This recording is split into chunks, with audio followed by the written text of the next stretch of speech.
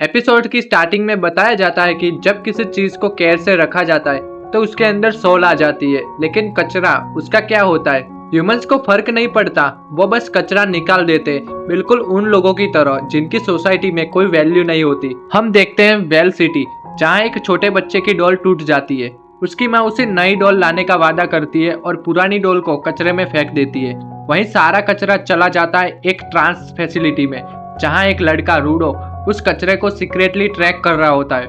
रूडो उन चीजों को ढूंढता है जो अभी भी काम आ सकती है, पर एक गार्ड रूडो को कचरा चुराते हुए पकड़ लेता है और उसे चोर समझकर बाकी गार्ड्स को भी आ जाते हैं। रूडो सबसे बचकर भागता है, गोलियों से बचता है और इंजर होकर ड्रेनेज के थ्रू सिटी में वापस आ जाता है। सिटी के अमीर लोग इस सब के लिए स्लम लोगों को ब्लेम करते हैं। रूडो स्लम का रहने वाला है और उसके बारे में सबको पता चल गया है। उसे मिलने चिवा आती है, जो उसे समझाती है कि तुम जानते हो ना रूडो, सिटी वाले ट्रांस मैनेजमेंट के मामले में कितने स्ट्रिक्ट है।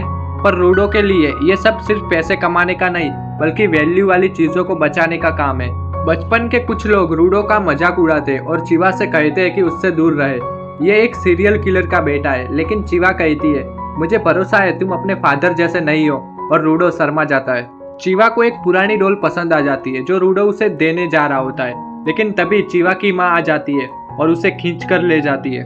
रूडो घर आ जाता है, जहाँ उसका सेकंड फादर रेक्टो उसे चिढ़ाता है। चिवा को गिफ्ट दे दिया, रूडो ब्लश करने लगता है। रेक्टो कहता है कि तुम फिर से चोरी करने गए थे, हमें इतनी जरूरत नहीं है।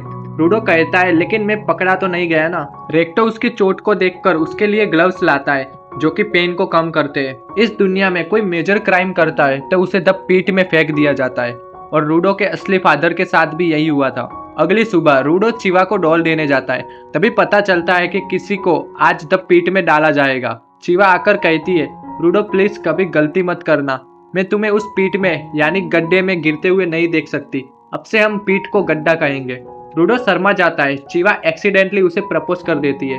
रूडो खुशी से रेक्टो को बताने भागता है, पर जैसे ही घर पहुंचता है वो देखता है कि रेक्टो को एक आदमी ने तलवार से मार दिया होता है, वही आदमी जो उनकी बातें सुन रहा था। रूडो उसे रोकने जाता है, लेकिन वो आदमी रूडो को भी नीचे फेंक देता है और डायरी लेकर चला जाता है। पुलिस आती है और सोचती है कि रूडो ने शायद रेक्टो का मर्डर किया है। रूडो कई बार समझाने की कोशिश करता है, लेकिन उसकी बात कोई नहीं मानता और उसे भी कचरा कहकर गड्ढे में फेंक दिया जाता है। रूडो को कुछ समझ नहीं आ रहा होता, पर तभी एक बड़ा ट्रांस मॉन्स्टर आ जाता है और कहता है ये जगह सिर्फ डंप यार्ड नहीं, एक हेल है। रूडो मॉन्स्टर से बचने लगता है। उसके अंदर रेक्टो की याद की एक पावर अवेकिन हो जाती है। तुम लोग मुझे क्रिमिनल कह के यहाँ फेंकते हो, अब मैं तुम सबको माफ नहीं करूंगा। एक मास्क पहना हुआ स्ट्रेंजर उसकी हेल्प करता है और उसे भी एक मास्क पहना देता है जिससे रूडो सांस ले सके। वो स्ट्रेंजर कहता है ये मॉन्स्टर्स ऑर्डिनरी वेपन से नहीं मरते, ये है ट्रांस मॉन्स्टर्स, और वो अपना अम्ब्रेला ट्रांसफर करके मॉन्स्टर को डिस्ट्रॉय कर देता है। रूडो शौक में है, तुम कौन हो?